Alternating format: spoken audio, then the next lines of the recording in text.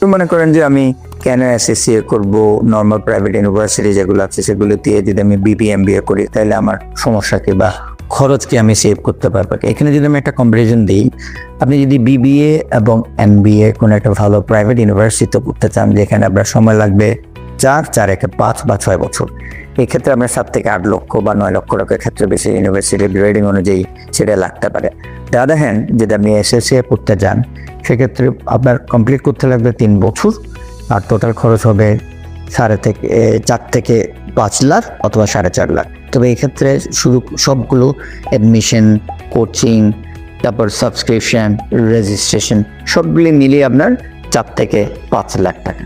এতে যে আপনি টাকা খরচ করছেন সেটা আমরা খরচ বলবো না, সেটা একটা ইনভেস্টমেন্ট। যেটা আপনার একটা প্রফেশনাল ডিগ্রি আছে বা আপনি অর্জন করতে পারেন, তাহলে প্রফেশনালি এটার একটা বডি আছে, সেক্ষেত্রে আপনি অনেক প্রেফারেন্স পাবেন প্রফেশনাল বডিতে।